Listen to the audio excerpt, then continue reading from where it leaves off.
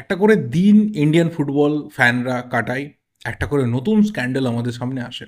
আজকে দুটো বিষয় নিয়ে কথা বলবো, যেগুলো একদমই আমাদের ইন্ডিয়ান ফুটবলের জন্য ভালো দিক না। এই মুহূর্তে দাঁড়িয়ে ইন্ডিয়ান ফুটবল ফ্যানরা তারা ওয়ান সাইডেড লাভে দাঁড়িয়ে রয়েছে, একতরফা ভালোবাসা। এই একতরফা ভালোবাসার একটা লিমিটেশনস রয়েছে। একটা সময়ের পর সেটা বন্ধ হতে বাধ্য। তুমি একদিক থেকে তোমার টিমকে ভালোবেসে যাবে, একদিক থেকে তোমার দেশের ফুটবলটাকে তুমি সাপোর্ট করে যাবে, আর উল্টো দিক থেকে তোমার পিঠে ছুরিটা মেরে যাওয়া হবে। এটা বেশি দিন চলতে পারে না। মাঝে মাঝে এটা ফিল হয় যে যারা এই যে ইন্ডিয়ান ফুটবল টিমের কথা বা ইন্ডিয়ান ফুটবল টোটাল কালচারের কথা জানে না, খোঁজ খবর রাখে না, মাঝে মাঝে যখন কিছু হয় তখন স্রোতে গা ভাসাতে চলে আসে, বা সিলেক্টিভ ক্লাব বা সিলেক্টিভ প্লেয়ার তাদেরকে ফলো করে, বা ফুটবলটা হলেও সেভাবে একটু নাক সিটকে থাকে, ইন্ডিয়ান ফুটবল আমি একটু ডিস্টেন্স বজায় রাখি। তারা কি আদৌ খারাপ মানুষ, নাকি আমরাই কোথাও বেশি ভালো হতে গিয়ে, সব সময় সব কিছুতে মাথা ঘামাতে গিয়ে, পাশে থাকতে গিয়ে বেকার নিজেদের ওপরে টেনশনটা নিয়ে চলে আসি? সময় কি এসেছে এবার এখান থেকে একটু একটু একটু একটু করে মাথাটাকে সরিয়ে নিয়ে যাওয়ার? কারণ মনটাকে সরানোর মতো অবস্থাতে আমরা নেই। ফুটবলটাকে আমরা সারা জীবন ভালোবেসে যাব, নিজের দেশের ফুটবলটাকে আমরা সারা জীবন ভালোবেসে যাব। কোথাও মাথাটা যেভাবে ঢুকে গেছে, মনে হয় আস্তে আস্তে এবার বের করে নিয়ে আসাটা দরকার রয়েছে। কারণ শুরুতেই যেটা বললাম যে ওয়ান সাইডেড লাভ, একতরফা ভালোবাসা ফ্যানরা দেখিয়ে যাচ্ছে, আর উল্টো দিক থেকে যাদের হাতে ফুটবলটা রয়েছে তারা পেছন থেকে ছুরিটা মেরে যাচ্ছে। এই জিনিসটা কতদিন চলতে পারে? যে বিষয়গুলো সামনে আসছে, যে জিনিসগুলো ধীরে ধীরে ফ্যানেদের জন্য উঠে আসছে, সেগুলো একদমই আমাদের ফুটবলের জন্য ঠিক দিক না।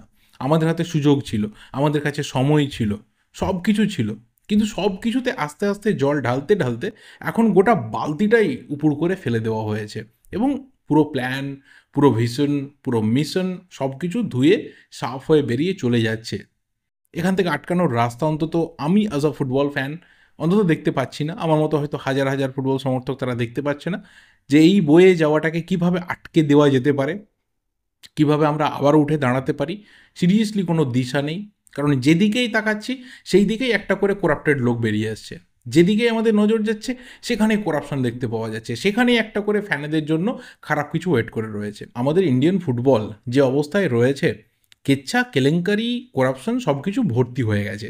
তার মধ্যে লেটেস্ট ইনক্লুশন হচ্ছে দীপক শর্মা। তাকে অ্যারেস্ট করা হয়েছে, এটা আমাদের জন্য ভীষণভাবে একটা বড় দিক। কারণ এর আগে প্রচুর স্পোর্টস অ্যাডমিনিস্ট্রেটরদের এগেনস্ট এই ধরনের সেক্সুয়াল হ্যারাসমেন্ট বা ফিজিক্যাল অ্যাসল্টের কেস এসেছিল। তারপরে তারা বহাল তবিয়তে বিভিন্ন ছত্রছায়াতে আরামসে বেঁচে ঘুরে বেড়ায়। সেই নিয়ে গোটা পৃথিবী উত্তাল হলেও আমাদের এখানে বহু লোকের তাতে কিছু আসে যায় না, তাদেরকে আলাদা করে জামাই খাতির করে রাখা হয়। দীপক শর্মা হয়তো একটা নতুন নাম, কিন্তু এর আগে ব্রিজভূষণের নাম কিন্তু স্পোর্টসের সাথে জড়িয়েছিল, কেলেঙ্কারির সাথে জড়িয়েছিল, কোনো রকম শাস্তি হয়নি। দীপক শর্মার শাস্তি হয়েছে, we are thankful to the administration. তাকে আজকে গোয়া পুলিশ অ্যারেস্ট করেছে এবং তার বিরুদ্ধে 3টে আইপিসি ধারাতে মামলা হয়েছে। রিজন কি না, খাদ এফসির দুজন মহিলা প্লেয়ার যারা IWL 2 এর জন্য গোয়াতে রয়েছে, তার অভিযোগ জানায় যে এই দীপক শর্মা, যে অ্যাকচুয়ালি খাদ এফসির যিনি কোচ, তার হাজব্যান্ড, এবং হিমাচল প্রদেশের ফুটবলের কর্তা, এবং AIFFেরও যে ফুটবল কম্পিটিটিভ কমিটি রয়েছে, সম্ভবত তার একদম মাথাতে তিনি রয়েছেন। তিনি রাত্রেবেলায় ড্রাঙ্কেন অবস্থায়, মত্ত অবস্থায়, মাতাল হয়ে তিনি আসেন, দুজন মহিলা ফুটবলারের ওপরে চড়াও হন, তিনি তাদের গায়ে হাত তোলেন, মারধর করেন, এরকম কিছু ব্যাপার সামনে আসে এবং সেই মহিলা ফুটবলার তারা গিয়ে FIR করে। এবং এর মাঝে NDTVর তরফ থেকে আরও একটা রিপোর্ট আসে যে দুজন মহিলা, একজন খাদেবসির কোচ এবং একজন AIFFের কর্তা ব্যক্তিই হবে, আলেমা ভালেঙ্কা ভালাঙ্কা হোয়াট এভার, চার্চিল আলমের মেয়ে সম্ভবত, তিনি গিয়ে, মানে তারা দুজন গিয়ে পুরো ব্যাপারটাকে নাকি ধামাচাপা দেওয়ার চেষ্টা করেন। এটা NDTV থেকে রিপোর্ট করা হয়। বাট যদিও কোনো কিছুই চেপে থাকেনি, গোয়া পুলিশ কিন্তু তাদের দীপক শর্মাকে অ্যারেস্ট করেছে এবং তার বিরুদ্ধে যথাযথ মামলা হয়েছে। দ্বিতীয় যে ঘটনাটা, সেই ঘটনাটা অবশ্যই ন্যাশনাল টিমের কোচকে নিয়ে। যে রিপোর্ট News9-এর তরফ থেকে উঠে এসেছে এবং সেখানে সারপ্রাইজিংলি যিনি রিপোর্টটা করেছেন তার নাম এবং আমার নাম এই ক্ষেত্রে সমান। অনেকে অনেক সময় কনফিউজড হয়ে যায়, আমি অনেক মেসেজ পেয়েছি। আমার আবারও বলতে চাই যে না, he is such a great journalist. এই মুহূর্তে দাঁড়িয়ে অনেক সত্যি কথা বলেন, যেটা অনেক বড় বড় জার্নালিস্টরা PR করতে গিয়ে ভুলে যান সেই কথাগুলো বলতে। কারণ তাদের বহু লোকের সাথে সম্পর্ক ভালো, একসাথে খেলা দেখতে যান, একসাথে আড্ডা মারেন, একসাথে চা খেতে যান, কফি খেতে যান। সেই কারণে হয়তো সেই স্ক্যান্ডেলগুলো নিয়ে তারা কথা বলতে একটু হলেও ভয় পান। গোয়ার বিচের ধারে বসে আনন্দ করতে খুব ভালো লাগে বহু কর্তা ব্যক্তির সাথে, সেই কারণে হয়তো ভুলে যাওয়া যায়। কিন্তু যেখানে বাঙালি রয়েছে যেই ফুটবল রিপোর্টিংয়ের সাথে, সেখানে একটু হলেও মেরুদণ্ডটা সোজা থাকে। এবং সেই নিউজ 9-এর সায়ন মুখার্জি, যার নাম আমার নাম সেম হয়ে গেছে এই মুহূর্তে দাঁড়িয়ে, সেই ব্যক্তি কিন্তু রিপোর্ট তুলে এনেছেন যে ইগর স্টিমাচের যে কন্ট্রাক্ট, সেই কন্ট্রাক্টে কিন্তু কোথাও তাকে ছাঁটাই করার মতো হাত এআইএফএফের টেকনিক্যাল কমিটির নেই। 2026 অবধি যে কন্ট্রাক্ট রয়েছে, সেই কন্ট্রাক্টে কোথাও লেখা নেই যে তোমার যদি পারফরমেন্স খারাপ হয় তোমাকে ছেড়ে দেওয়া হবে, সেই গ্রাউন্ডে তোমার কন্ট্রাক্ট বাতিল হতে পারে, কোথাও লেখা নেই। একমাত্র এই যে ইগর স্টিমাচ বড় বড় ভাষণগুলো দিয়েছেন যে আমি রাউন্ড 3-তে নিয়ে যাব, যদি না নিয়ে যেতে পারি তাহলে কোথাও আমি সরে যাব, সেটা যদি একমাত্র হয় তো হবে। বাট এআইএফএফ এখানে সরাসরি ইগর স্টিমাচকে ছাঁটাই করতে পারবে না। পারবে তাহলে একটা হিউজ কম্পেনসেশন দিতে হবে। সম্ভবত তার ইয়ারলি স্যালারি প্রায় 4 থেকে 6 কোটি টাকা এরকম একটা অ্যামাউন্ট শোনা যায়। তো সে একটা হিউজ কম্পেনসেশন তাকে দিয়ে দিতে হবে। 2026 জুন অবধি তার কন্ট্রাক্ট রয়েছে, তাহলে তাকে ইজিলি এআইএফএফ ছেড়ে দিতে পারবে। কারণ কালকে একটা আপডেট আছে যে কল্যাণ চৌবে তিনি 5 সদস্যের একটা কমিটি ঠিক করে দিয়েছেন, যে টেকনিক্যাল কমিটি ইগর স্টিমাচের সাথে বসবেন।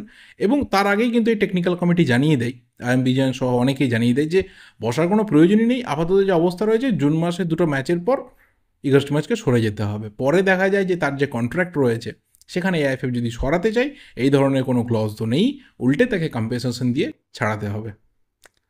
কোন জায়গায় দাঁড়িয়ে রয়েছি, কোথায় কোথায় এরপর আমরা ফুটবলটাকে দেখব, সিরিয়াসলি ফ্যান হিসেবে ভয় লাগে। এবং আমি আস্তে আস্তে সত্যি কথা বলছি, আমি কমিয়ে দেবো কথা বলা। তাতে যদি কারো খারাপ লাগে, কেউ আমাকে যদি কেউ টার্গেট করে যে তুমি বলছো না, চুপ করে গেলে, আমি শুনতে রাজি আছি। বাট হয়তো আজকের এই ভিডিওটার পর থেকে, বা অন্তত পক্ষে সামনে আরও কিছুদিন যদি পজিটিভ কিছু না উঠে আসে, তাহলে সেই সময়টার পর থেকে আমি সত্যি বলছি কথা বলা আমি বন্ধ করে দেবো, সত্যি বন্ধ করে দেবো। আমি ভিডিও ছোট করে দেবো, ক্লাব ফুটবল নিয়ে কথা বলবো, ব্যাস।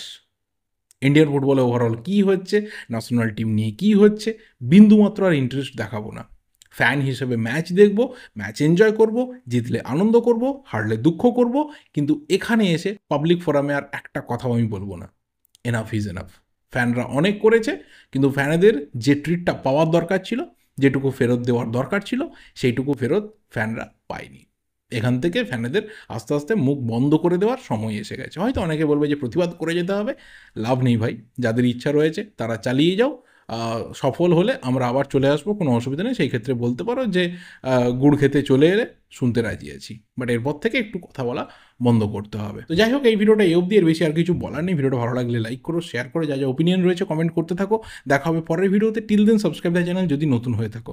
Thank you, goodbye and good night.